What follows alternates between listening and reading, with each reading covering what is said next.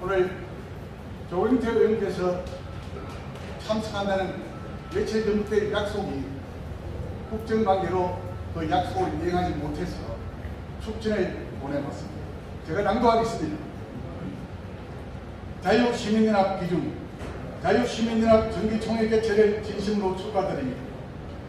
당계자분들의 앞날에 축복이 가득히 들며 앞으로도 자유시민연합의 무궁한 발전을 기원합니다. 국회의원 조경태. 다음은 국민의힘당 대표로 지금 나와서 열전을 벌이고 있는 안철수 후보께서 오늘 이 행사를 위하여 축전을 보내주셨습니다. 최태일 대표님 앞으로 안녕하십니까. 국민의힘 국회의원 안철수입니다. 자유시민연합 정기총회 개최를 진심으로 축하드립니다. 자유민주주의라는 보수의 핵심 가치를 지키시는 최태일 회장과 여러분의 헌신에 깊이 감사드립니다. 우리 국민의힘의 최우선 과제는 내년 총선 승리를 어석을 확보하고 윤석열 정부의 계획을 돕는 것입니다. 이를 위한 이번 전당대회에 깊은 관심과 지지를 보내주시길 바랍니다. 저 역시 자유시민연합의 활동을 늘 응원하겠습니다. 오늘 참석하신 모든 분들의 건강과 행운을 기원합니다. 국회의원 안철수드립니다. 다음은 김기현 후보께서 또 황교안 후보께서 동영상으로 오늘의 축하 메시지를 보내왔습니다. 안녕하세요. 반갑습니다. 국민의힘 당대표고 국회의원 김기현입니다. 오늘 우리 자랑스러운 자유시민연합의 정기총회가 열린 것을 진심으로 축하드립니다. 마땅히 참석에 인사드려야 되지만 개인적 사정으로 이렇게 마음을 담은 영상을 보내게 됐습니다. 오늘 이 자리를 위해 수고해주신 강도영 자유시민연합 회장을 비롯한 관계자 여러분들의 노고에 깊이 감사드립니다. 지난해 8월에成立된 자유시민연합은 윤석열 정부의 성공을 바라는 애국 시민들의 모임으로서 자유민주주의와 시장정결한 우리 보수 우파의 가치가 널리 알려지게 하는 일에 최선을 다해 오셨습니다. 저 김기현도 우리 당을 한 번도 떠나지 않고 20년 뿌리를 지켜왔던 정통 보수의 뿌리입니다. 이번에 제가 우리 당 대표 후보로 출마를 했는데요. 우리 당의 성공 시대를 열고 윤석열 정부의 위대한 여정이 성공적으로 완수될 수 있도록 해안과 통찰력을 가지신 보수 우파 지성인들의 도움이 절실합니다. 바로 그 일에 우리 자유시민연합의 병 여러분들께서 함께해 주셔서 마음이 든든합니다. 저 역시 책임있는 정책과 담대한 비전으로 중앙과 지방을 가리지 않고 뛰어난 보수 인재들이 등용될 수 있도록 온 힘을 쏟겠습니다. 함께 쉬고 응원해 주시기를 부탁드립니다. 여러분 모두 건강하시고 복 많이 받으시기 바랍니다. 감사합니다. 자유시민연합, 애국시민 여러분, 안녕하십니까? 황교안입니다. 지난해 자유민주주의와 시장경제를 정착시키기 위한 애국 자유시민들의 힘이 모여져서 우리는 정권교체를 이루어냈습니다. 어렵게 정권교체가 된 윤석열 정부가 아직도 다수당인 민주당의 횡포로 국회와 정부가 국민들의 민생을 해결하지 못하는 그런 어려움을 겪고 있습니다. 저 황교안이 국민 여러분들과 또 애국시민 여러분들과 힘을 합쳐서 현장에서 일어난 과제를 직접 꼼꼼히 찾아서 개혁하고 발전시켜 나가도록 하겠습니다. 항상 자유와 민주를 사랑하는 애국 자유시민연합 정기총회 개최를 진심으로 축하드립니다. 항상 최태열 대표님과 회원 여러분들 건성행을 기원합니다. 감사합니다. 여러분 박수 부탁드립니다. 부산 시민연합회의 상임 대표이자 자유시민연합의 상임 고문으로 계시는 강도영 회장님은 부산의 시민운동의 원로이고 모든 시민운동에 참가하는 분들의 기감이 되신 분입니다. 부산 시민운동을 괴인해 오신 분이라고 다들 미구동성으로 칭찬이 자자합니다. 모습은 아주 적게 보입니다만 80이 지금 거의 넘었다는 제가 알고 있습니다. 여러분, 강도영 회장님을 모시겠습니다.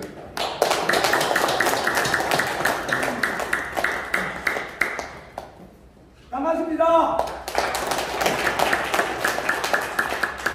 제가 오늘 이 자리가 감명 깊습니다. 우리 재패를 대표하고 저하고는 한 5, 6년 동안에 나임수 목사 부산시청에서 시작해가지고 앞에서 시작해가지고 지금 오늘까지 이래와 오면서 5년이란 세월을 5, 6년 세월을 이렇게 같이 해오면서 오늘 또 이 자유시민연합에 대한 이 정기총회를 하게 돼서 정말 반갑습니다. 그러면은 제가 축사를 읽겠습니다. 반갑습니다. 강도영입니다. 자유시민연합의 정기 개최를 축하합니다. 저는 현재 자유시민 부산연합이라는 시민단체의 상임대표를 맡고 있습니다. 오늘 총회를 개최하고 있는 자유시민연합의 상임고문이기도 합니다. 제가 대표를 맡고 있는 자유시민 부산연합은 현재 부산시의 비영리단체로 등록을 완료하여 올해부터 시에서 어느 정도의 지원금을 받게 될 예정입니다. 시에 등록하면서 주어진 조건이 정치활동을 하지 않는 것이어서 자유시민 부산연합이라는 단체 이름으로는 정치에 개입할 수 없습니다. 따라서 오늘 이 자리에서 있는 저는 자유시민 부산연합의 대표가 아니라 자유시민연합의 상임고문의 자격으로 참석하고 있다는 것을 이해해 주시기 바랍니다. 현재 대한민국의 상황은 종북 주사파가 장악하였던 문재인 정권에서 자유우파인 윤석열 정권으로 대통령은 바뀌었으나 국회와 법원 및 언론 등 대부분의 영역에서 좌파가 권력을 장악하고 있어 실질적인 정권 교체는 아직 이루지 못하고 있습니다. 가장 긴급한 것은 내년의 총선에서 국민의힘이 절반을 넘게 당선되어 국회 권력을 교체하는 것입니다. 절반을 넘어 180석 이상이 당선시키는 것을 목표로 하여 이뤄내야 비로소 제대로 된 법률 개정을 하여 실질적인 정권 교체를 이룰 수 있게 될 것입니다. 내년의 총선에서 부산을 비롯한 볼경 전 지역에서 국민의힘 후보가 당선되어야 하겠지만 그보다 어떤 점에서는 더 중요한 것은 제대로 된 후보를 공천해야 되겠습니다. 현재 국민의힘 국회의원들 중에는 자유우파 가치보다 중도 좌파의 가치를 더 중요시하는 인물들이 있다고 봅니다. 특히 김종인 비대위원장 지하에 국민의힘에 들어온 정치인들 중에 그러한 인물들이 다소 포천하고 있는 것으로 보입니다. 그러한 인물들을 내년 공천에서는 철저히 배제하여 좌파와의 이념 전장에서 목숨 걸고 싸울 수 있는 자유우파의 전사들을 국회로 보내야 윤석열 정권이 성공을 뒷받침할 수 있도록 해야 하겠습니다. 내년 총선에서 제대로 된 국회의원 후보를 공천하여 당선시켜야 할 것입니다. 그렇게 하기 위해서는 공천을 당에게만 맡겨놓아서는 안 되고 신뢰할 수 있는 시민단체, 즉 말하자면 우리 단체가 우리 자유시민연합이 그러한 역할을 적극적으로 수행해야 하겠습니다. 부산을 비롯한 볼경 지역에서는 그러한 역할을 자유시민연합이 맡을 수 있는 것으로 기대합니다. 자유시민연합은 오늘부터 시작하여 앞으로 매월 한 달에 한 번 이상 세미나를 개최할 예정이라고 합니다. 그 세미나에서는 내년 총선뿐만 아니라 2026년 지방선거에서 국민의힘 후보로 공천받기를 원하는 모든 예비 후보들에게 강의를 할 기회를 부여해가지고 자신들을 알리고 인지도도 높이고 할 수 있는 기회를 될 수 해서 자유시민들의 입장에서 후보들을 검증할 수 있는 기회를 가질 수 있게 할 것입니다. 자유시민연합이 계획하고 있는 일들이 제대로 자리를 잡게 된다면 누구든지 모르고 각만 보고 찍어왔던 지금까지의 선거 풍토가 바뀔 수 있을 것으로 생각합니다. 자유시민연합의 취지와 앞으로의 활동 계획에 찬동하면서 좋은 성과를 가질 수 되기를 기대합니다. 감사합니다. 감사합니다. 네, 다음은 조국의 암담한 현실에 내가 목회자로서 만들 수 없다는 책임감으로 몇 년 전에도 부산의 시민 활동을 이끌었던 나윤수 목사님 오늘의 또 빅연사를 하시겠습니다. 박수 부서 환영해 주십시오. 혼자 꾸는 꿈은 꿈이지만 함께 꾸면 현실이 되고 우리가 현장의 길바닥에서 정말 함께 열심히 땀 흘리고 시간 내고 또 물질을 내어서 탄핵 전까지만 하더라도 서울에 토요일마다 버스를 해서 간 것이 21번을 간 기억이 납니다. 제가 이제 집에 집회 신고서를 보니까 집회 신고서가 한 170장쯤 되더라고요. 참 감사하게 그 결과 윤석열 대통령을 만들게 되고 또 그 결과 여러 가지 암담한 자유민주주의 현실이 암담했는데 조금씩 나아지는 그런 것들을 우리가 바라보고 우리가 현장감을 갖고 있습니다. 오늘 귀한 우리 외국 동지들이 이렇게 만났습니다. 특별히 최태열 대표는 저와 함께 자유시민 부산연합 또 여러 가지 운동 함께 했고 조금 전에 또 축사를 하신 강도 회장님도 부산에 2016년 11월 18일 날 태극기도고 부산역 광장에 처음 나갔을 때는 300명이었는데 대형 집회를 12번 하고 나니까 제가 직접 받은 회원이 10,000명이 되고요. SNS를 통해서 함께하고 있다는 분들이 22,000명에서 한 32,000명의 부산의 자유시민들의 명단을 갖고 지난 총선에 참가자들에게 힘을 실어주고 부산의 15명 국회의원이 당선되는데 결정적인 역할을 할 수 있었다는 것은 시민운동으로서 굉장한 보람을 갖습니다. 오늘 또 1주년을 맞아서 이렇게 총회를 앞두고 있는데 여러 가지 할 말은 많지만 요약해서 여러분에게 말씀을 드리고 인사를 드리고 싶은 부분은 부산에서 참 부족하고 그렇지만은 여러분들과 함께 했던 이 운동이 저 개인적으로는 사단법인 남기군의 이사장으로 이번에 또 연임이 되어서 주 4일은 서울에 주말은 부산에 있습니다. 그로 인해서 서울에 가보니까 좋으신 인물들, 좋은 조직 단체들이 서울에 다 몰려 있다는 것입니다.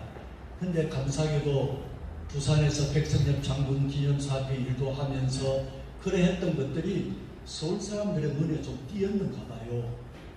쉽게 말하면 백선엽 장군 기념사업회는 별들이 모여 있는 것입니다. 그럼에도 불구하고 제가 운영위원회 자리에 들어가게 되었고 지난 월요일 날에는 한미 자유안보 정책센터라고 하는 김진영 예비역 대장님께서 계시는 모임에도 함께해서 그날 예비역 대장만 한 5분이 오셨으니까 대장만 별이 20개가 되고 별들이 다 모이면 150개 되는 귀한 자리에 이렇게 가게 되었습니다. 제가 이 말씀을 드리는 이유는 부산이 함께 여러분들이 고민하며 자유민주주의 가치와 시장경제를 지키기 위해서 그 했던 것들이 결코 헛되지 않았다는 것을 말씀을 꼭 드리고 싶고, 여러분들이 저를 어떤 면에서는 키워줬다, 여러분들이 도와줬다, 함께 했지만 서울과의 귀한 가교 역할이 되어서 앞으로도 우리가 부산의 시민운동이 전국적으로 확산하는데 부족하지만 조금이라도 이바지해야 되겠다, 이런 생각을 갖고 있습니다. 오늘 귀하신 우리 강남관 회장도 보이시고 또 귀하게 함께 우리가 길바닥에 일했던 귀한 우리 목사님도 앞에 앉아 계시고, 제가 보니까 우리 남부의회 초대 의장을 지냈던 양한석 회장님도 계시고, 또 우리 귀한 언론사를 하시는 사장님도 와 계시고 다 그러신데, 정말 우리가 함께 일할 때에 큰 힘이 있다, 저는 그렇게 생각합니다. 순서가 많기 때문에 정말 축하드리고, 이 부산 우리 자유시민연합 부산에서 출발했지만 이것들을 전국적으로 잘 키워가는데 부족하지만 서울에서 촉진제 역할을 할 수 있도록 최선을 다하도록 하겠습니다. 오늘 귀한 함께 시민을 동지 여러분을 만나기 위해서 대단히 감사하고 정기총회를 축하하고 축복합니다. 감사합니다. 다음은 자유시민연합 1기 업무 보고를 간략하게 하겠습니다. 보고 대상 기간은 2020년 8월 12일부터 2023년 2월 20일까지입니다. 장립총회가 2020년 8월 25일 국민의힘 부산 당사 이곳 회원 160명 준회원 지도부 회원 10명 이상 가입 정회원 지도부 임기 6개월 의사결정 최고 지도부 5명 만장 일치대로 또 시스템을 증가했습니다. 고유 번호증을 발급하고 은행 계좌를 개설하여 CLS의 결제 시스템을 구축하였습니다. 지역별 모임을 3회, 사갑, 부산진, 서울, 거리 여론조사 13회, 기간은 2022년 1월 29일부터 2022년 11월 27일까지 횟수 13회입니다. 내용은 윤석열 정권의 성공 또는 퇴진을 바란다. 결과 응답자 5,005명 중에 성공을 바란다 4,116명 82.2%, 퇴진을 바란다 889명 17.8%, 방명록에 서명한 분이 1,975명. 다음 부산광역시 국회의원 후보 추천위원회 구성, 현재 위원 8명으로 구성되어 있습니다. 세미나 개최를 지난 23년 1월 10일 장소는 부산 적십자 회관에서, 주제는 중대재해처벌법 등 반시장적 법률 변형과 대책. 오늘 정기총회 지도부 교체하고 현재 회원 400여 명에 이릅니다. 감사합니다. 이상입니다. 다음은 자유시민연합의 배일환 공원께서 감사 보고를 하겠습니다. 반갑습니다. 감사 자료를 다 복사해서 여러분들에게 나눠드려야 되는데 규정은 그렇습니다. 그래서 간단하게 제가 말씀드리겠습니다. 수입과 지출에 대해서 말씀드리겠습니다. 수입은 총 587만 9,850원이고 지출이 역시 총 587만 9,850원으로서 차별 대비는 똑같습니다. 여기에서 수입에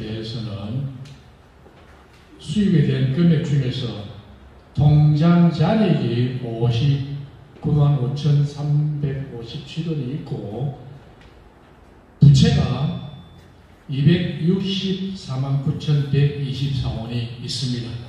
부채는 최태열 대표님이 차이된 겁니다. 그래서 그리 하시고 제가 장부 영수증, 통장 일일이 다 대조해서 했습니다. 그러시고 아무 착오가 없습니다. 이것으로 감사보고를 마치겠습니다. 감사합니다. 최태일 회장님의 회사를 듣겠습니다. 네, 반갑습니다. 자유시민연합의 대표를 맡고 있는 최태일입니다. 안녕하십니까? 오늘 자유시민연합의 정기총회에 참석해 주신 여러분들에게 감사드립니다. 특히 자유시민연합의 정기총회 개최를 축하하면서 영상 메시지를 보내주신 김기현, 황교안 국민의힘 대표 후보님들과 축전을 보내주신 안철수, 조영태 국회의원님께 특별한 감사를 드립니다. 현재 대한민국의 상황은 문재인 정권에서 윤석열 정권으로 정권 교체는 되었으나 국회와 법원 및 언론 등 대부분의 영역에서 아직도 좌파가 권력을 장악하고 있어서 진정한 정권 교체는 이루어지지 못하고 있습니다. 그중 가장 중요한 과제가 내년 총선에서 국민의힘이 절반을 넘게 당선되는 것입니다. 절반을 훨씬 넘는 180석 이상을 확보하여야 국회에서 법 개정을 할 수 있는 힘을 가지게 되면서 윤석열 정권의 성공을 뒷받침할 수 있게 될 것입니다.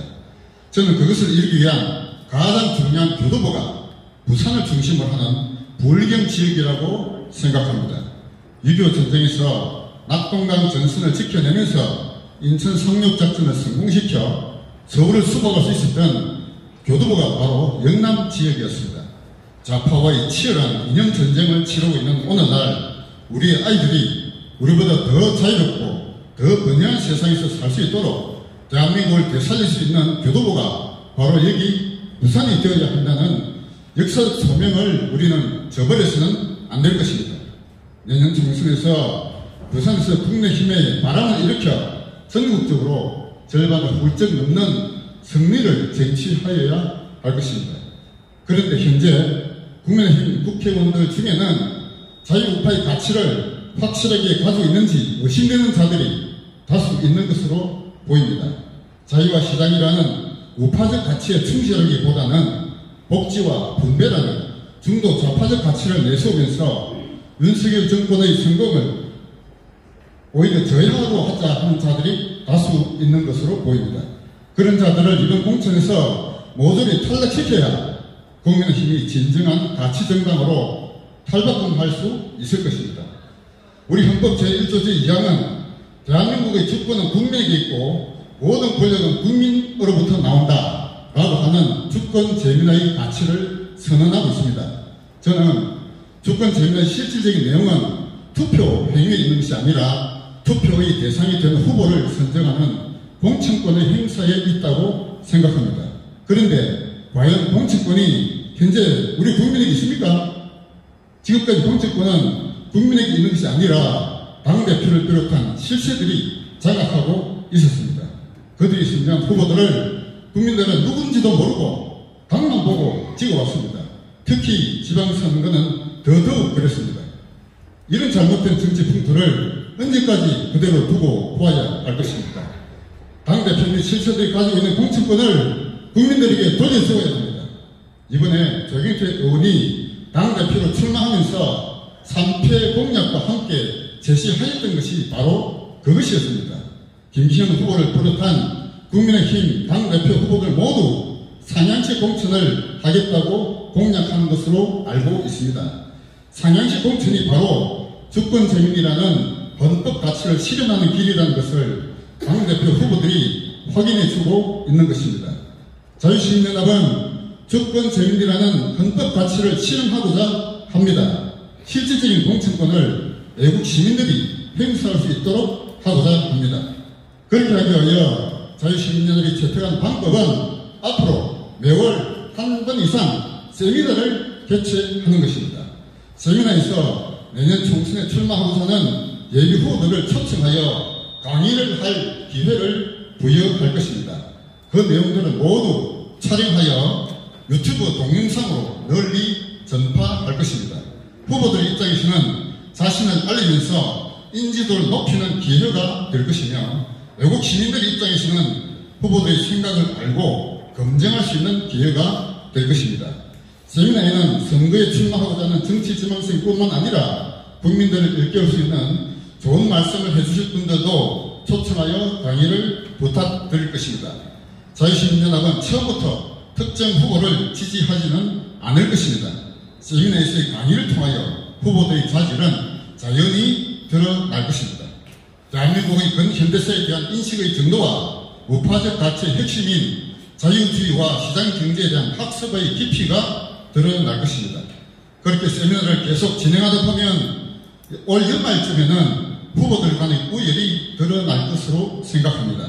후보들 간의 선의 경쟁을 통하여 가장 뛰어난 후보라고 평가되는 인물들을 자유시민연합은 지지할 것입니다.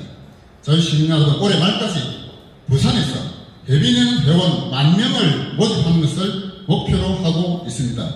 월회비 10,000원 이상 내는 정회원과 월회비 1,000원 이상 내는 준회원을 합하여 10,000명 정도의 회원이 확보되어야 국민의힘에 실질적인 영향력을 행사할 수 있는 압력단체가 될 수 있을 것으로 생각합니다.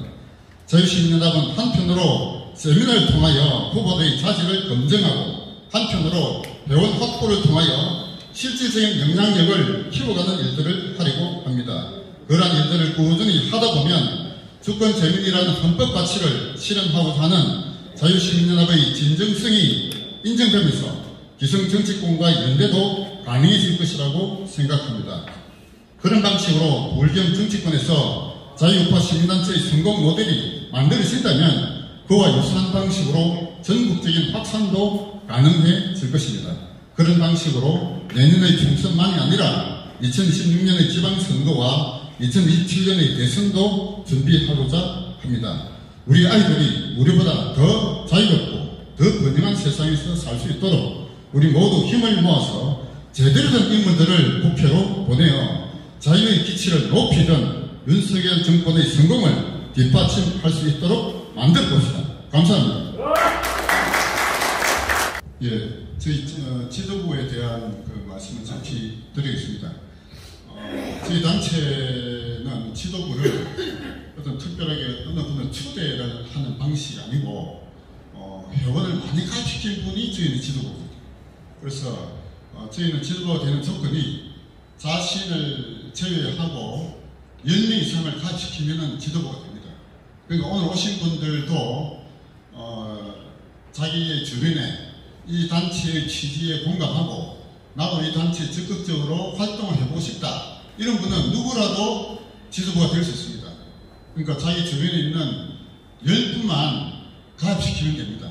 그러니까 자신은 지도부가 되려면 정회원이 되어야 됩니다. 월회비 10,000원 이상 내셔야 되고, 그 다음에 다른 분들은 월회비 1,000원 이상만 내면 됩니다. 월회비가 뭐 부담이 돼서 가입 못한다 이런 분은 아마 안 계실 거예요. 그러니까 내년 총선에서 윤석열 정권의 성공을 뒷받침할 수 있는 제대로 된 인물들을 우리가 국회에 보내겠다. 이게 저희들의 현재 목표거든요. 그런 목표에 공감하는 분들은 누구라도 10분 이상만 가입시키면은 저희 지도부가 될 수 있습니다. 그래서 지도부가 되면은 저희가 한 달에 한 번 이상은 지도부 모임을 가집니다. 그래서 지도부 모임에서 동참하셔가지고 자신의 뜻을 함께 말씀해 주시면 감사하겠습니다. 그래서 저희 지도부의 임기는 6개월입니다. 6개월마다 지도부가 교체됩니다. 교체되는 순서는, 그러니까 새로운 지도부는 가장 그 회원 많이 가입시킨 사람 순서대로 5분이 최고 지도부를 해가지고 그 최고 지도부 5분에 따라서 만장일치로 저희는 모든 의사결정을 하기로 했습니다. 그래서 앞으로 지난 6개월은 이제 앞에 지도부 임기는 끝나고 이분들이 앞으로 6개월 저희 단체를 이끌어갈 지도부입니다. 예, 뭐 각자 인사는 시간 관계상 생략하기로 하고요. 자, 일동 차렷, 경례. 지금은 이제 저희 단체의 고문단으로 우선 3분만 저희가 현재 누축된 상태인데요. 앞으로도 이제 저희를 뒷받침해 줄 수 있는 그런 분들을 고문으로 모시려고 합니다. 네, 우선 그러니까 저희 단체의 여러 가지 활동에 대한 지도를 해주시고, 또 나중에 저희가 그 지지하는 그 국회의원 후보를 저희가 먼저 이렇게 추천하면은 다 이분들에게 다 조언을 받을 겁니다. 그래서 우리 고문단의 역할을 기대해 주시기 바랍니다. 고문단 인사도 개별적으로 생략하는 걸 하고요. 다 같이 인사드리도록 하겠습니다. 일단 차렷 국회의원 후보 추천위원회의 역할에 대해서 제가 잠시 설명드리겠습니다. 제가 개회사에서도 말씀드렸듯이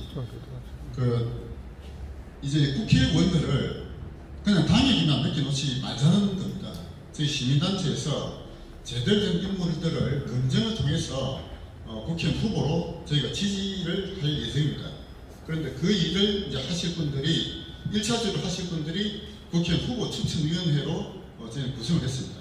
그래서 저희 부산에서 내년에 현재 선거구가 그대로 간다는 전제로 본다면 모두 18개 선거구가 있잖아요. 18개 선거구마다 국민의힘 후보로 공천받고자 하는 분들이 많이 지금 계실 겁니다. 지금 눈에 보이지 않게 열심히 아마 뛰고 있을 것으로 알고 있는데요. 그분들을 저희는 내년에 국민의힘 후보로 공천받기에 가장 적합한 인물을, 제대로 된 인물을 우리가 시민단체에서 지지를 하겠다는 그런 이제 구상을 가지고 있습니다. 그래서 그런 역할을 할 분들이 저희는 현재 국민의힘 부산광역시 후보 추천위원회를 현재는 모두 8명으로 현재 구성되어 있습니다. 근데 앞으로도 또 추가로 참여하실 분들은 얼마든지 저희가 추천받아서 후보 추천위원회로 같이 활동을 할 예정입니다. 일단 오늘 오신 분만 무슨 인사드리도록 하겠습니다. 일동 차렷 의원. 첫 순서로 우리 최태일 대표님이 자유시민연합이 지지할 국회의원 후보를 평가하는 기준을 먼저 말씀드리고, 그 다음부터 순서대로 우리 김소정 변호사님을 비롯해서 다음에 강낙관님, 이효성님, 정성문님, 박영철님, 김용란님 이렇게 모시겠습니다. 지금부터 제가 말씀드릴 것은요, 저희 시민단체가 어떤 분들을 지지할 것이냐. 내년 총선이 이제 불과 1년여밖에 남지 않습니다.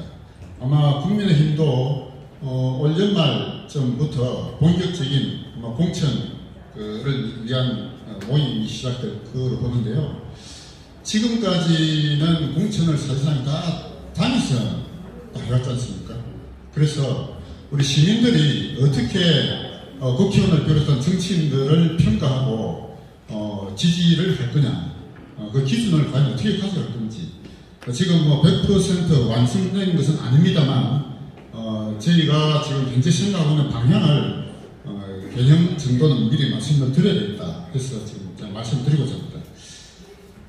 저희들이 이제 지지하고자 하는 그 정치인들, 특히 내년 총선에 국회의원 후보를 어떻게 검증할 것인지, 현재 세 가지 힘을 가진 실력 있는 사람을 저희는 뽑아야 되겠다라고 생각하고 있습니다.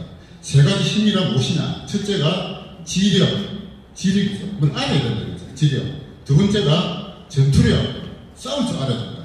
세 번째가 조직력, 뭔가 자기를 지지하는 유권자가 있어야죠. 그래서 지력과 전투력과 조직력, 이 세 가지를 점수화할 예정입니다. 그 지력이라는 것은 세 가지를 보고자 합니다. 첫째가 우리 대한민국의 근현대사에 대한 역사인식을 제대로 하고 있는지.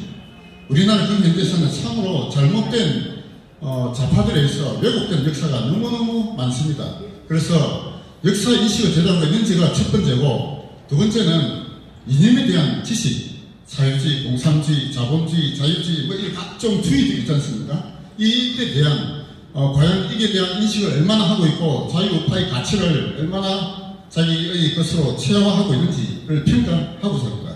세 번째는 자신이 하고 있는 전문 분야에서 개혁 방안을 제대로 가지고 있느냐, 이걸 평가할 예정입니다.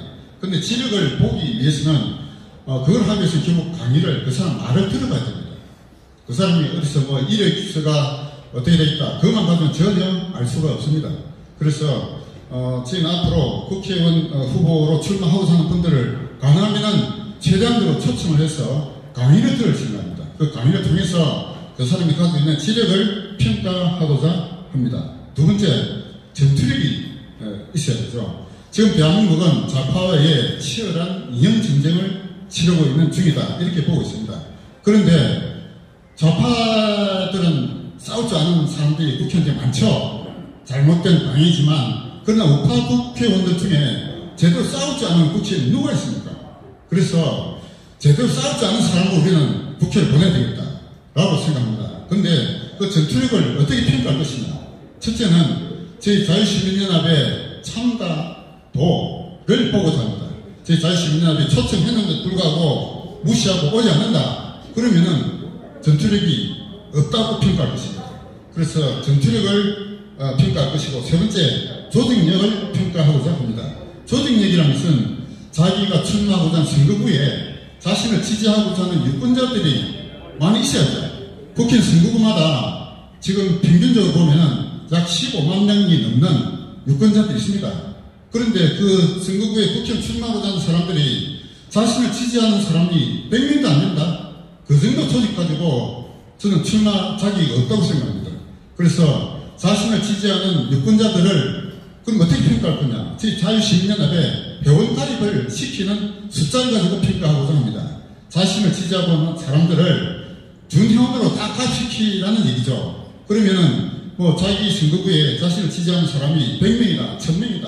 다 저희 단체에 준회원으로 가입시키면은 바로 그것이 자신의 조직력을 나타내는 수치가 될 것이다. 이렇게 봅니다. 그래서 그러한 지력과 전투력과 조직력 세 가지의 힘을 가진 정말로 실력 있는 자들을 저희는 점수화해서 올 중간 6월 말쯤에는 중간 평가 정도를 한번 해보고요. 올 연말 가서는 그 중에서 가장 점수가 높은 최고의 인재들을 저희는 자유시민연합에서는 후보로 지지할 생각을 가지고 있습니다. 그래서 그거를 국민의힘이 받아들여야 되죠. 그래서 국민의힘의 부산시 조경태 부산시당 위원장을 비롯한 서울에 있는 실력자들과 협의를 해서 그들은 모두 말로는 딱 그렇게 이야기하잖아요. 상향식 공천하겠다.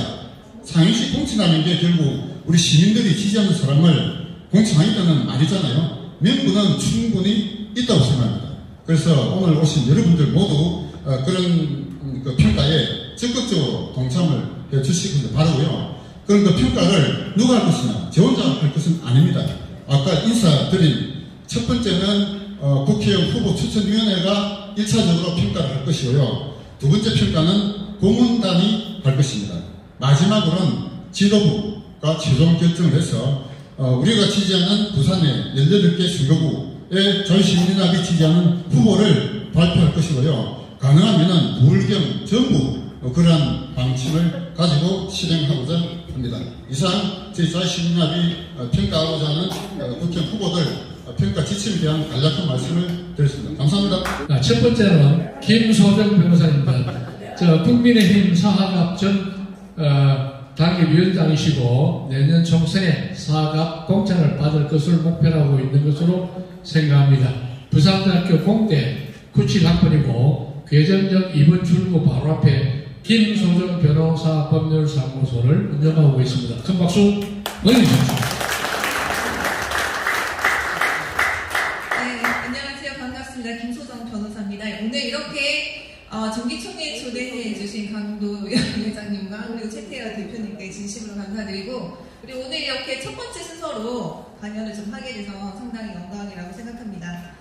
일단 저는 변호사이기 때문에 지금 제 전문 분야와 관련해서 여러분들께 좀 몇 가지 좀 말씀을 좀 드리고자 하는데, 일단 지금 민주당이 169석이나 지금 차지하고 있는 상황에서 지금 민주당의 그 입법 독주가 어마어마합니다. 그래서 그런 부분을 지금 민주당이 얼마나 말도 안 되는 법들을 만들어내고 있는지 하나하나 자세히 말씀을 드리기 위해서는 거의 3시간, 4시간도 좀 부족할 법한데, 오늘 일단 뭐 10분 내에 이것을 좀 끝마쳐야 하는 그런 관계로 민주당이 지금 만들고 있는 말도 안 되는 그런 법에 대해서 좀 몇 가지 대표적인 것을 좀 언급을 해드리고, 우리가 이 민주당의 어떤 입법 폭주를 좀 방지하기 위해서는 어쨌든 이번 총선에서 좀 균형적인 그런 투표의 어떤 결과가 나와야 되고, 이렇게 지금 어떤 일당이 거대한 그런 의석을 차지하고 있는 이런 상황에서는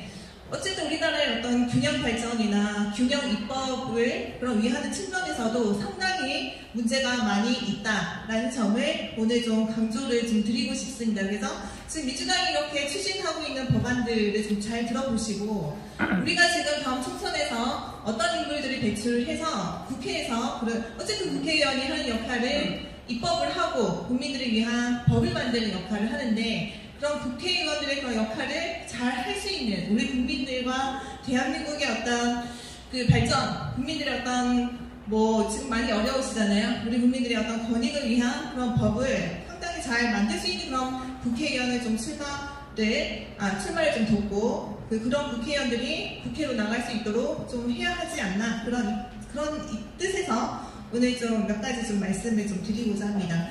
일단 민주당이 발의한 법들 중에서 오늘 좀 3가지만 좀 말씀을 드릴 텐데 지금 이런 법들이 지금 통과 직전에 있다는 거죠. 지금 민주당에서 이미 발의를 했고 국회 통과를 지금 앞두고 있는 상황인데 민주당이 169석이나 지금 차지하고 있으니까 어쨌든 이런 법안은 그런 다수결 원칙에 의해서 통과가 될 수밖에 없다는 겁니다. 근데 그런 입법 중에서 정말 심각한 법안들이 상당히 많이 있습니다. 그 중에서 몇 가지 말씀을 드리면 첫 번째 최근에 많이 들어보셨겠지만 노란 봉투법 많이 들어보셨잖아요. 지금 노란 봉투법에 대해서 이게 어떻게 하면 노조를 좀 보호하는 법이지 않냐. 우리나라의 헌법상 이것은 어느 정도 이 법안에 대해서 반대를 하는 것은 우리나라 헌법상 맞지 않다 이런 입장도 있지만 제가 이 법조인으로서 봤을 때 이 노란 봉투법이라고 하는 것은 정말 상당한 문제가 있습니다. 이게 어떤 내용이냐고 간략히 말씀을 드리면 노란 봉투법의 가장 핵심적인 내용은 그 노조 개인에 대해서 손해배상 청구를 절대 할 수 없다 이런 내용입니다. 심지어 그 노조가 파괴행위나 폭력행위를 하더라도 기업이 그 노조를 상대로 손해배상 청구를 하지 못하도록 그렇게 만들어 놓는 법입니다. 그래서 만약에 물론 예외는 있습니다. 노조 개인이 어떤 폭행행위, 쇠몽둥이를 흔들고 다니거나 폭행을 하거나 폭발물을 설치를 해서 어떤 파괴행위를 한다. 이거는 정말 우리 치안상으로도 우리 국민들에게도 정말 좀 위협이 되는 행위인데 그런 행위를 했을 때 그때도 노조를 처벌하지 못하도록 규정을 해놨냐 그건 아닙니다. 그때는 예외로 규정을 해서 처벌을 하도록 돼 있지만 그렇게 하더라도 안전장치가 있어요. 그 노조 개인한테 직접적으로 손해배상을 청구하지 못하도록 하는 안전장치가 뭐냐면 그것이 어떤 그 노조의 그런 활동이 노동조합의 어떤 그 노동조합이 주체가 돼서 그렇게 시작이 된 활동이라면 그 노조 개인한테는 손해배상을 청구하지 못하도록 해놨고 그때는 노조를 상대로 해라 이런 식으로 좀 만들어놨어요. 그런데 그것도 또 예외를 또 규정하고 있어요. 그 노조한테 손해배상을 청구했을 때 그 노조가 손해배상금을 청구를 감당할 수 없을 정도로 그 노조의 존립이 상당히 불가능하게 된다. 그때는 또 할 수 없게 돼 있어요. 그러면 이렇게 여러 가지 예외 사유가 좀 여러 가지로 좀 적용되다 보니까 결국에는 그러면 노조 개인한테도 손해배상을 청구할 수 있는 방법이 전혀 없지 않냐 그런 의문이 든다는 거죠. 그래서 이런 상당히 많은 문제를 내포하고 있는 노란 봉투법이 지금 거의 통과 직전에 있고 지금 이 부분이 통과가 된다면 만약에 실제로 예를 들어서 노조 물론 다들 그러신 건 아니겠지만 아주 과격한 그런 노조원들이 어떤 기존에 그런 행위도 좀 하셨던 걸로 알고 있는데 쇠파이프를 들고 다니고 그 반대하는 세력에 대해서 무차별적으로 폭행을 하고 그리고 달리는 그 노조에 같이 그 동조하지 않는 그런 화물 차량에 쇠구슬을 던지고 그 화물 차량에 그 운행에 상당히 위협이 되는 행동을 했을 때 그 노조 개인에 대해서 처벌을 할 수 있냐, 손해배상을 청구할 수 있냐 기업이 아마 어려울 겁니다. 그래서 이 노란 봉투법이 좀 통과가 된다면 우리나라 사회 질서, 특히 치안 문제에 있어서 상당히 큰 문제가 좀 발생할 우려가 있다는 게 가장 큰 문제죠. 근데 이제 이 노란 봉투법을 지금 민주당이 강행을 지금 하고 있다. 이런 부분에서 정말 좀 심각한 좀 부분이라고 저 개인적으로 좀 법조인으로서 좀 우려가 되는 부분입니다. 그리고 또 두 번째 법안에 대해서 좀 말씀을 드리면, 지금 민주당이 강력하게 특히 박용진 의원이라고 들어보셨잖아요. 더불어민주당의 박용진 의원이 적극적으로 밀어붙이고 있는 법이 하나 있어요. 그것이 일명 삼성 해체법이다. 삼성 아시잖아요. 삼성전자도 있고 뭐 아시겠지만 그 삼성이라는 회사를 해체해버리겠다. 이 시도를 지금 민주당에서 하고 있습니다.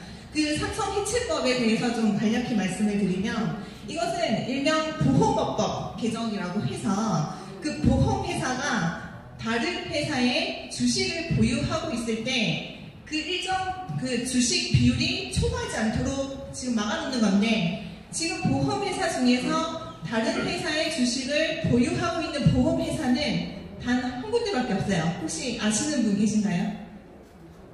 다른 회사의 주식을 가지고 있는 보험회사 어딜까요? 삼성생명과 삼성화재입니다. 이 회사들이 다른 회사의 주식, 그럼 다른 회사의 주식이 어느 회사일까요? 삼성전자. 네. 그래서 삼성화재, 삼성생명이 삼성전자의 주식을 가지고 있어요.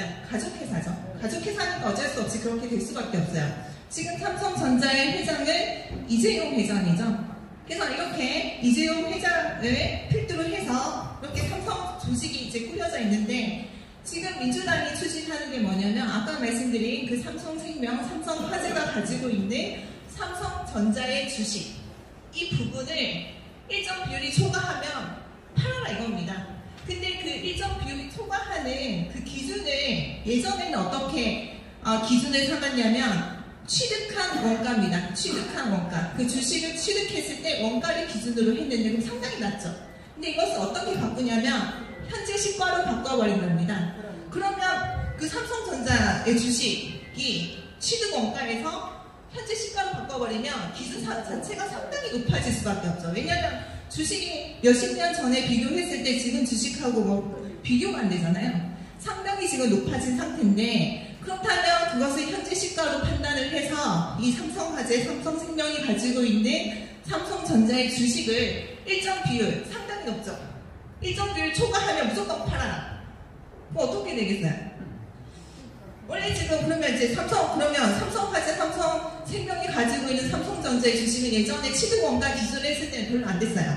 근데 이것을 시가로 바꿔버리니까 엄청나게 많아졌다 이거죠. 이 부분을 다 팔아라는 게 민주당의 목적입니다. 그 팔면 어떻게 되겠습니까? 삼성화재, 삼성생명이 가지고 있는 삼성전자의 주식을 팔아버리면 그 팔린 부분은 누가 사겠어요? 여러분, 삼성전자의 주식이 거대하게 나왔어요. 그것을 노리고 있는 세력들이 어딜까요? 잘 생각해 보시면 삼성이 정말 글로벌 기업이거든요. 그 글로벌 기업의 주식이 대량으로 시장에 났다. 그것을 노리고 있는 자들이 누굴까? 저는 개인적으로 생각했을 때 아마 그 자본이 아주 풍부한 그런 중국 세력이 있지 않을까. 중국에서 그것을 노리고 이렇게 대량으로 나온 주식을 대량으로 다 매입을 했을 때, 그렇게 되면 어떻겠어요? 그러면 중국 세력이 이 삼성전자 주식을 가지고 삼성전자의 그 지배 구조에 개입하게 되는 결과가 된다 이 말입니다. 그러면 그렇게 되면 어떻겠어요? 이재용 회장이 지금 현재 회장으로 돼 있는데 중국 자본이 삼성전자 주식을 대량으로 매입해서 들어가서 그 지배 구조를 흔들어 버리겠죠. 그러면 이제 이재용 회장을 정점으로 하고 있는 그 삼성전자의 그런 지배 체제가 완전히 와해가 된다. 결국에는 삼성전자가 해체될 수밖에 없다. 그럼 그 해체된 뿔뿔이 조각조각 난 그 해체된 지분은 누가 가져갈 것인가? 중국 기업이란 말입니다. 결국에는 우리나라 삼성전자라는 삼성 그 그룹이라는 우리나라의 경제를 뒷받침하고 있는 이 지분에 중국에서 뿔뿔이 흩어져서 자기들이 다 챙겨간다. 결국에는 이제 반도체부터 시작해서 결국에는 삼성이라는 회사를 완전히 해체시켜 버릴 가능성도 있다는 것이 이 보험업법 개정의 아주 핵심적인 부분입니다. 이것이 삼성 해체법이라고 할 수가 있는데, 이것은 만약에 통과가 된다면 우리나라 경제에 상당히 큰 위기가 초래한다. 네, 지금 삼성전자 주식을 가지고 계신 개미 투자자들 많으시잖아요. 그분들부터 시작해서 우리나라 경제가 엄청나게 큰 위기에 봉착할 수 있는 법이 바로 삼성 해체법입니다. 이것을 지금 민주당이 또 적극적으로 지금 추진을 하고 있고, 문재인 정부에서 한번 추진했다가 한번 실패한 적이 있어요. 근데 최근에 다시 좀 시도를 좀 하고 있다는 것이 가장 우려스러운 부분입니다. 그리고 또 마지막으로 하나 말씀드릴 것은, 여러분 지금 최근에 윤석열 대통령이 가장 우려를 표한 법이 있습니다. 양곡관리법이라고. 지금 일반 국민들께서는 이 양곡관리법에 대해서 거의 다 모르시잖아요. 들어본 적 없으시죠? 양곡관리법. 민주당이 지금 추진하고자 하는 것이 양곡관리법이 있습니다. 어쨌든 우리 국민들은 생계에 참 상당히 많이 바쁘시고 하루하루 그 일과를 지금 일상생활을 하시느라 상당히 바쁘셔서 민주당이 이렇게 말도 안 되는 법들을 지금 만들어내는 것에 대해서 하나하나 주목을 지금 할 수 없는 상황이에요. 근데 그런 것을 어떻게 보면 노리는 거라고 볼 수가 있는 거죠. 그런 식으로 해서 지금 양곡관리법이 통과되기 직전인데, 이 양곡관리법을 윤석열 대통령이 최근에 상당히 비판한 법이기도 한데, 이 양곡관리법에 대해서 간단히 말씀을 드리면, 여러분들이 그 쌀 생산하시는 농민분들께서 쌀을 상당히 많이 생산을 했다. 그렇게 되면 어떻게 됩니까? 쌀값이 떨어지죠. 그 쌀값이 폭락을 하고 그 다음에는 어떻게 되겠어요? 농민분들께서 쌀을 덜 생산하겠죠. 그 쌀 생산량을 줄입니다. 줄이면 어떻게 되겠어요?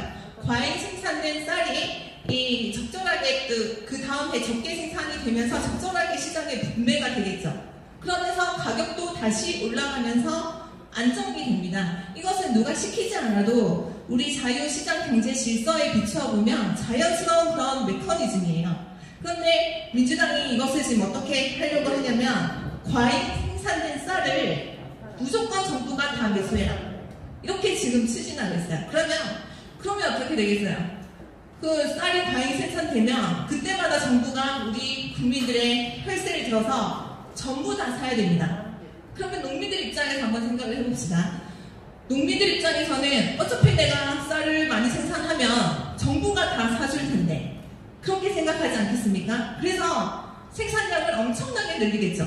그리고 그 쌀의 생산에 투입되는 인력도 상당히 많아지겠죠. 왜냐하면 어차피 내가 많이 생산하면 정부가 다 사드릴 텐데, 그런 식으로 해서 쌀을 계속해서 과잉 생산하게 됩니다. 그러면 여러분들, 이거는 자연스럽게 우리가 생각했을 때 그런 식으로 쌀을 엄청나게 생산을 해버리면 쌀값이 폭락합니다. 폭락. 그것을 그럼 우리 정부가 다 해결해 줄 수 있냐? 그것을 또 정부가 우리나라 혈세를 들여서 전부 다 들여가지고 쌀값이 폭락하는 것을 막을 수 있냐? 그건 아니라는 거죠. 그렇게 막으려면 정말 천문학적인 세금이 들어가야 되고요. 우리나라 국민들이 내야 하는 세금도 엄청나게 폭등하게 됩니다. 그런데 이제 민주당에서는 이런 법안을, 지금 그런 부분에 대해서는 시장의 어떤 메커니즘에 대해서 전혀 고려함이 없이 지금 추진을 하고 있고, 지금 최근에 윤석열 대통령이 이 부분을 상당히 좀 우려하고 있다라는 겁니다. 민주당이 지금 이런 지금 말도 안 되는 법을 지금 마련을 하고 있는데, 얼마 전에 그 문재인 정권에서 정말 기가 막힌 법안 한 가지 좀 추가로 말씀드리면, 전월세 금지법을 시도한 적이 있어요. 전월세 금지법. 이게 뭐냐면, 내가 집을 샀는데 그것을 3년간 전월세를 주면 안 된다라고 금지하는 법입니다. 그럼 전월세를 주면 어떻게 되냐? 징역형까지 뒀어요. 구속된다는 말입니다. 아니, 내가 내 집을 사서 전월세를 주겠다는데 구속까지 하겠다는 게 민주당의 어떤 입법 독지의 어떤 문제점이 있었습니다.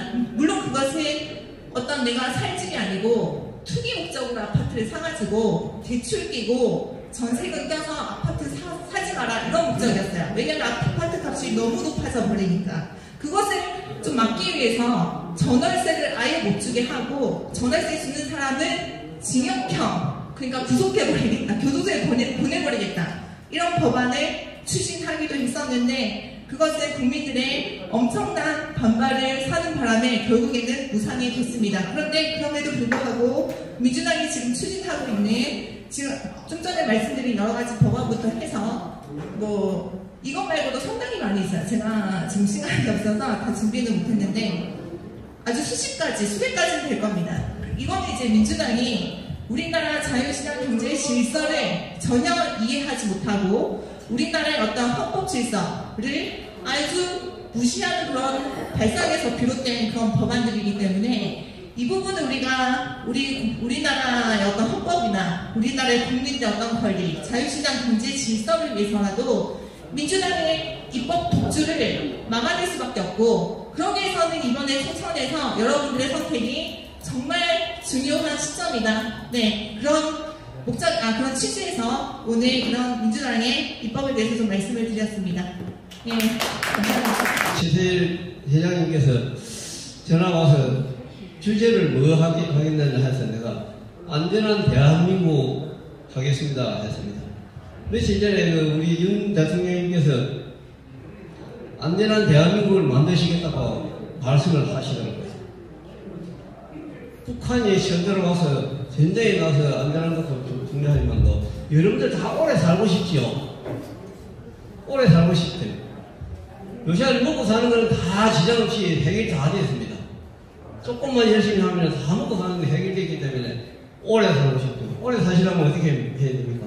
좋은 의사 만나고, 좋은 약사 만나고, 좋은 거 많이 먹고, 자식은 오래 살 수 있는데, 반면에 오래 못 사는 게 돼요. 안전해야 돼요. 폭발 사고나 사고 나면은 바로 시간표준이 돼요. 사실. 안전해야 오래 살 수 있습니다. 그래서 대통령님께서도 안전한 대한민국, 건강한 대한민국을 말씀을 하셨단 말입니다. 어떻게 안전한 대한민국? 사고가 어떻게 돼요? 사고가. 불이 나가 사람이 죽습니다. 여러분들 보십시오. 소방관이 화재 현장에 들어가서 소방관 스스로가 죽어요. 왜 그렇습니까? 그걸 모르십니다. 보통 기자들도 모르고 높은 사람들도 모릅니다. 소방차가 현장에 딱 가면은요, 도착하면은 그 가족이 우리 남편이 못 나오고 저 안에 있습니다. 우리 직원이 있습니다. 우리 아들이 있습니다 하고 팔딱팔딱 뜁니다. 그럼 어떻게 해요? 구조대원들이 바로 들어갑니다. 바로 들어가면 자기도 죽을 줄 모르고 들어간단 말입니다. 그게 소방관입니다. 화재 현장에 들어가면은 그 물건이 붕괴됩니다. 깔리면 죽지요. 또 같이 못 죽지요. 지붕이 무너집니다. 지붕이. 그래서 소방관이 죽는단 말입니다. 작년에도 그 인천 물창고에서 구조대장이 들어가서 죽었지요. 그렇죠. 지금 우리도 와보시죠. 지금 중국말을 하면은, 그래서,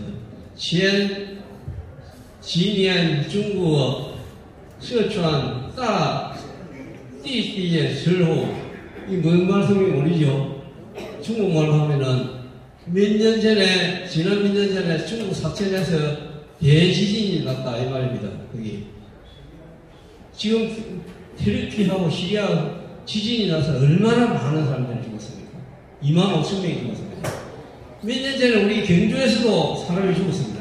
경주에서도 많은 분들 같이 우리 또 구호활동하러 갔다 아닙니까? 우리나라에서 지진이 일어나는 게 1년에 몇 번 일어나는 하면요, 적게 일어나도 2,000 몇백 번 일어납니다. 우리나라도 적은 지진이라서 지진계가 감지하는 게 2,000 몇백 번 일어나게 하더라고요. 우리나라 모르고 계시죠? 지진이 왜 일어나는 하면요, 이 지구가 늘 움직입니다. 그죠? 늘 지구가 늘 움직이는데 판 구조를 하고 아시아판, 태평양판, 유로판, 필리핀 판들이 판이 이렇게 판이 이게 모여갖고 동그랗게 이렇게 해갖고 판 구조론에 의해서 지구가 그렇게 움직이는 거죠. 자꾸 지구가 자전이나 공전을 하면서 움직이는 그 판이 충돌입니다. 충돌이 생기면 거의 지진입니다. 이게 우리 대한민국은 천혜의 땅이기 때문에 그래도 축복받은 땅이기 때문에 지진이 좀 적지요. 일본에서 반태평양 쪽으로 지진이 굉장히 많이 일어난다고 합니다. 큰 지진이 안 일어나니까 우리가 보통 몰라서 그런데 우리나라에서 지진이 감지되는 게 2,000 몇백 번 된답니다. 제가 지진관계, 소방관계 교육을 20년 차입니다. 사실 이 국회에 들어가서요, 전문가가 들어가서 모든 걸 분야 그 전문가들이 들어가서 일을 해야 되는데 그냥 힘 있는 사람들 줄만 뺑만 갖고 국회에 들어가서 일한단 말입니다. 지금 그게 문제라 사실은. 예. 아무도 뭐 천지도 모르고 그냥 힘만 있고 줄만 있고 뺑만 있으니까 그냥 국회에 들어가서 일을 하니까 안전한 대한민국 여직이 안전하게 되니까 안 되죠. 저는 현재 지금 제부산 진주형의 회장을 하고 우리 13만 명에 대한 진주 강가 부산 시종회장을 합니다. 3일 동지회 회장도 하고 국민의힘 부산시당 부위원장 협의회 부위원장도 하고 책임당원 협의회 제가 부산 본부장입니다. 많은 곳에 가서 제가 활동을 하는데 여러분들 만약에 부산에서 지금 부산이거든요. 부산에서 어떤 지진이 나든지 어떤 사고가 나갖고 가령 예를 들어서 저 성지복 수원지 뚝이 터졌다. 가상을 한번 해보십시오. 연지 초업 사람은 물론이거니와 서면 바닥에 물바다가 되어서 다 뜯어내려 다 죽습니다. 2만 명이 아닌데 2만 명, 20만 명이 더 죽는단 말입니다. 그런 걸 대비도 안 하고 생각도 안 하고 이태원에 어떻게 되겠어요? 이태원 천지도 모르고 있어요. 천지도 모르고 있어요. 물론 사고가 날 것이다 하고 늘 걱정하고 뭐 그렇게 살 수는 없지만도 사고가 나기 전에도 대비해야 되고 사고 난 이후에 어떤 수습을 해야 되는 걸 그걸 생각을 아무도 안 합니다. 사실 저는 부산 소방본부 홍보대사입니다. 제가 소방관 생활 30년 하고 나와서 이 5천지를 돌아다니면서 제가 활동을 하는데만 우리 강도영 회장님, 아까 최태일 회장님 함께 많은 활동을 합니다. 여러분들 좋은 대한민국 이 나라가 바르게 갈 수 있도록 여러분들 함께 갑시다. 고맙습니다. 강낙관 위원장님이 정확하게 10분 하셨습니다. 다음은 이요섭 선생님의 순서가 되겠습니다. 정경감중학교 부산전자공고 교장을 역임하시고 극동방송 운영위원장까지 하셨습니다. 대한민국 국민들이 참지 못하는 것들이 몇 가지 있습니다. 첫째가 자녀를 군대에 보냈는데 불공평한 대우, 형평성이 맞지 않은 대우를 받을 때이고, 둘째는 자녀 교육 문제로 내 아이에게 조금이라도 손해를 입으면 참지 못합니다. 추미애 전 장관은 아들 구금 문제로, 조국 전 장관은 딸, 아들 교육 문제로 아마 고생할 것이라 예상이 되고 있습니다. 교육제도는 우리나라 국민 모두가 관심이 많고 높은 지위에 지명받은 자들은 자녀들 교육 문제로 사회적 무리가 일어나 창피를 당하는 경우들도 우리가 종종 신문지상을 통해서 봅니다. 윤석열 대통령이 임기 내 교육개혁을 한다고 하나 아직까지 어떻게 하겠다고 하는 안을 제시한 것이 없습니다. 아마 연구를 하고 있지만은 안을 내어놓아도 분명한 것은 국민적 공감 100%를 공감받기는 힘듭니다. 이것이 우리나라가 안고 있는 교육의 문제입니다. 학교는 학생, 학부모, 교사, 지역사회로 구성되어 있습니다. 학교 구성인 학생, 학부모, 교사, 지역사회 모두 다 학교를 바라보는 시각은 좀 부정적이고, 학생은 학생대로, 교사는 교사대로, 학부모 사회는 사회대로 불만을 가지고 있는 것이 현실입니다. 지역사회는 능력을 갖춘 실력 있는 인재를 요구하는 데 반해 학교는 인재를 배출하지 못하고 있습니다. 학생들은 평준화로 세침하는 뺑뺑이죠. 원치 않는 학교에 가서 학부모는 사교육비 증가로 서로들 힘들어하고 있습니다. 교사는 가르치는 일에 부과된 일들이 많아서 모두 다 힘들어하고 있습니다. 여러분은 학교에 왜 가느냐 이렇게 물으면 공부하러 간다 이렇게 말하지 않겠습니까? 근데 실제로 따지고 보면은 가정에서, 등굣길에서, 또 선생님들과는 인사, 또 교실에서 담임 선생님의 아침 조례시, 무엇을 해야 하는가, 주의사항 등 이것은 보면 다 인성교육에 해당되고 있습니다.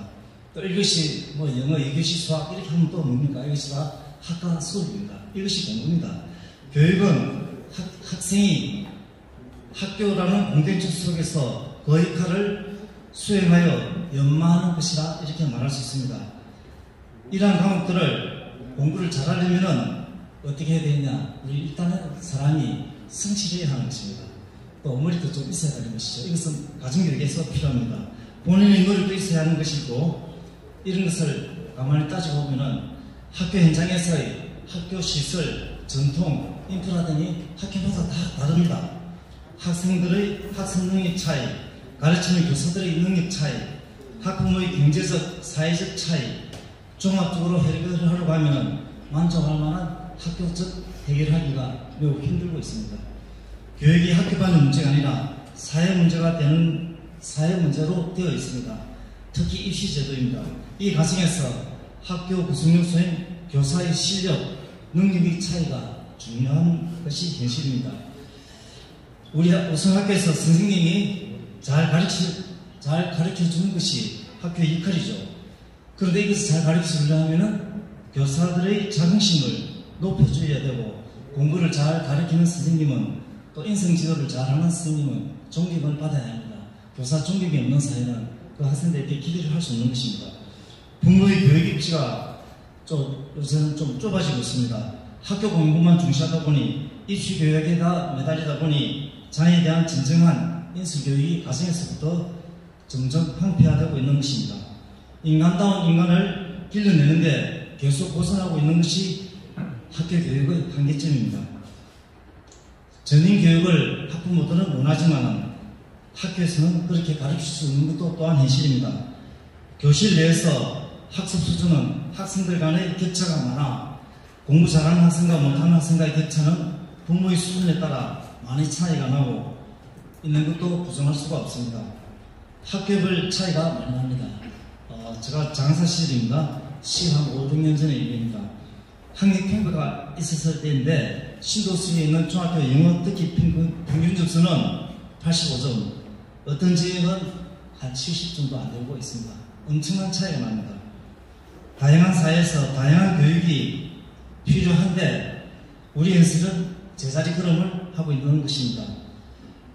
그 스타일은 옛날이나 지금이나 별 변함이 없습니다. 구성원인 학생 학부모가 교육에 대한 개인의 선택권이 없는 현재의 제도로는 제자리 걸음을 할 수밖에 없습니다. 국가 간 교육 경쟁에서 우리나라가 선진국 대회에 진입하기 힘듭니다. 선택이 없습니다. 학교 선택권을 반드시 학부모나 학생이 가져야 되는 것입니다. 학교를 선택하지 않을 경우에, 본인이 학교 선택권을 가지지 않을 경우에는 그 선택에 대한 결과를 책임을 지지 않기 때문에 요즘 학생들은, 요새 젊은이들은 책임감이 옛날만큼 못합니다. 또 학교 선생님들도 마찬가지입니다.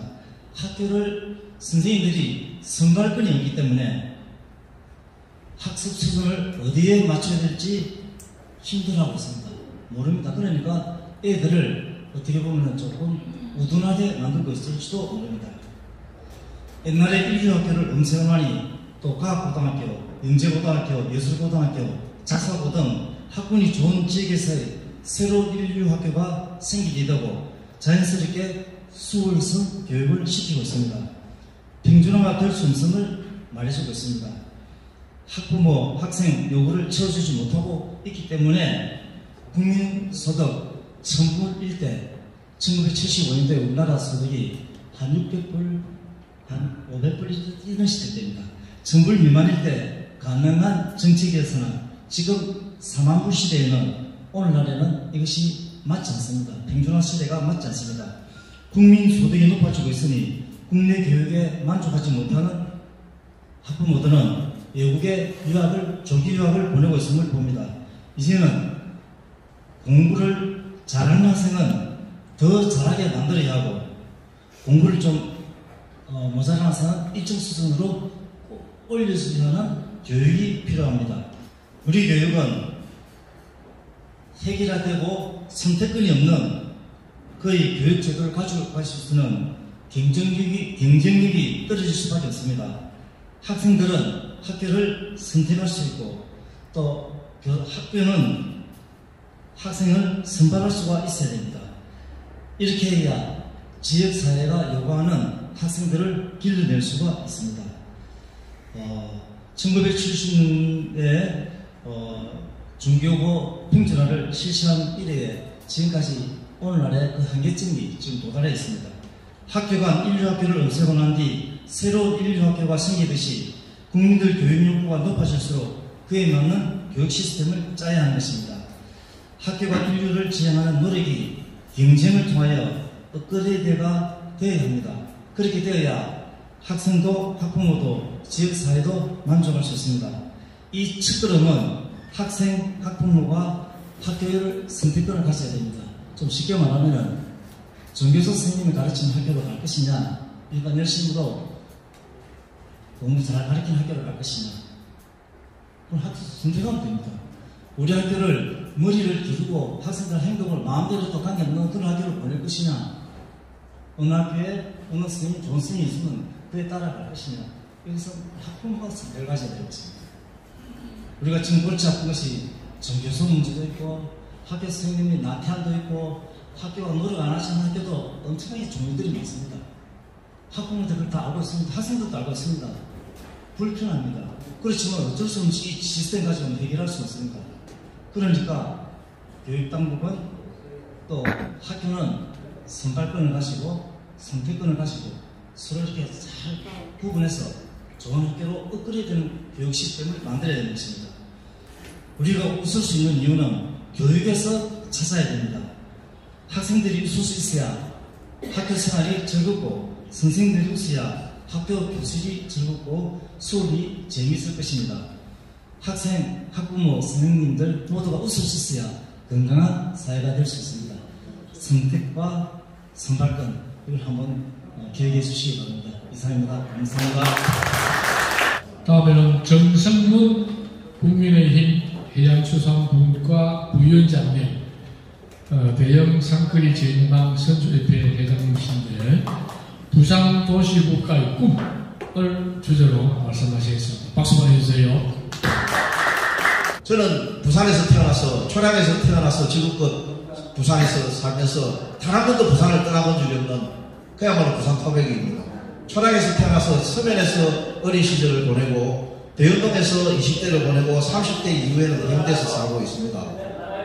부산은 여러분들 아시다시피 흙을 밟고 사는 도시가 아닙니다. 저는 어릴 때 초량에서 중앙로에서 크면서 단 한 번도 흙을 밟지 못했습니다. 그런 부산은 그야말로 대한민국의 대도시로서 서울 촌놈이라는 단어는 단지 부산만이 사용을 하고 있습니다. 부산은 대도시로서의 역할을 했지 단 한 번도 어떤 시골 촌락으로서 역할을 해본 적이 없습니다.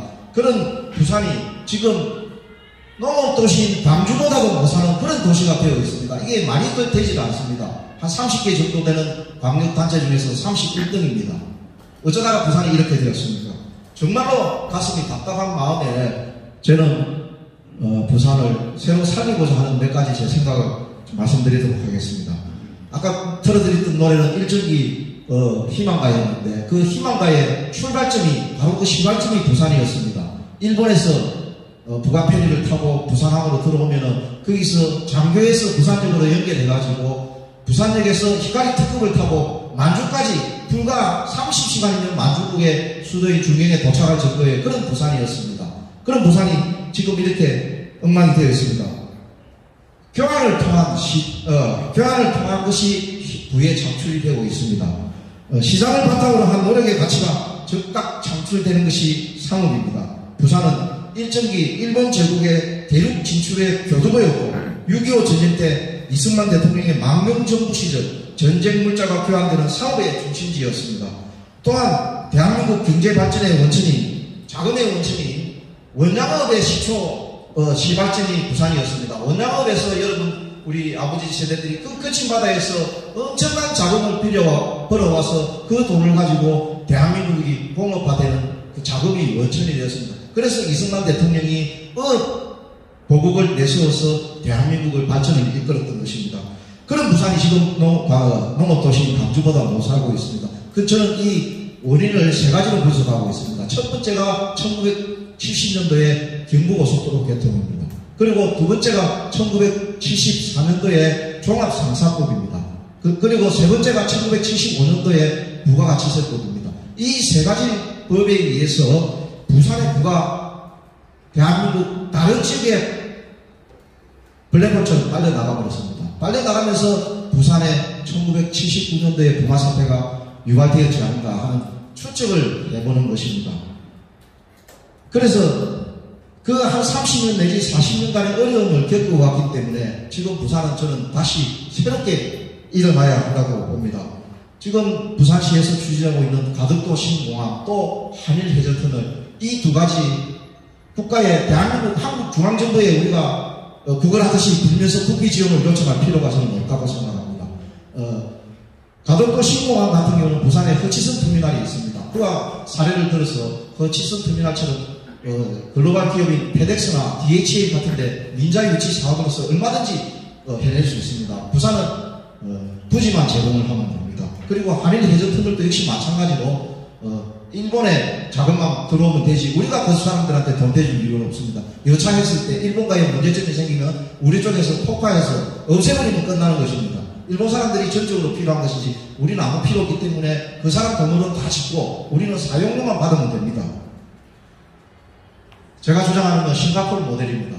부산이 싱가포르 모델로 독립을 하고 영도를 마카오 모델로 만들어갖고 부산이 상업도시로 새롭게 태어날 수 있다고 봅니다. 한국 정부는 가장 못 사는 도시 부산을 버려도 됩니다. 부산을 버리면 부산 스스로 상업으로서 새롭게 태어날 수 있는 그런 것을 우리 선배님들 그리고 우리 후배들이 이끌어낼 수 있다고 저는 자신을 하고 있습니다. 자유시장 경제를 지킬 수 있는 교두보가 바로 부산이 되는 것입니다. 상업은 사람을 자유롭게 만듭니다. 상업만이 부를 창출하고 우리 개인을 자유롭게 만들고 개인의 부를 만들어줄 수 있는 것입니다. 그런 상업도시가 되어야 된다고 생각합니다. 이승만 대통령이 보복을 했지만 그 근저에는 상업입니다. 상업으로서 나라를 부강하게 만들기 위해서 대한민국을 만들어 왔던 것입니다. 그런 이승만 대통령의 상업 정신을 바탕으로 우리 부산이 상업도시로 거듭날 수 있다고 생각합니다. 제가 구호 세 가지만 외치고 마치도록 하겠습니다. 자유로운 상업도시 부산 만세! 네. 자유시민여러분 만세! 만세! 이승만 만세! 만세! 감사합니다. 다음은 김영란님, 네, 앞으로 모시겠습니다. 저는 부산에서 음악학원을 어린이집을 40년 동안 이어오고 있습니다. 우리의 생각과 이념은 다르지만 부정각, 부패와 불법을 난무하며 나라를 망가뜨리고 있는 저민주당 세력들은 정당이 아닙니다, 여러분. 범죄 왕국당이지요. 정치와 외교와 교육과 문화와 안보를 지키시는 윤석열 대통령께 발목을 딱 붙잡고 있지 않습니까, 여러분? 우리 윤석열 대통령님의 영향력을 힘을 실어드리기 위해서는 국민의힘당 200석 이상을 확보하여서 저 국회에 있는 불법을 즐기는 저 쓰레기통들을 둘러 엎어야 되지 않겠습니까, 여러분? 그리고 한동훈 법무부 장관님께서 자유민주주의의 헌법과 수호를 다짐하며 열심히 싸우고 있지 않습니까? 그 두 분을 위해서 저희들이 국정의 운영에 도움이 될 수 있다면 여기 계시는 애국동지 여러분들께서 미래의 역동이 되어서 이 나라를 지킬 수 있는 귀한 일꾼들이 되시기를 바라면서 우리 윤석열 대통령님과 김건희 여사님, 한동훈 장관님, 여기 계신 우리 애국동지 여러분들을 위하여 만세 하고 내전하겠습니다. 우리 모두 다 같이 구호를 외치겠습니다. 만세! 만세!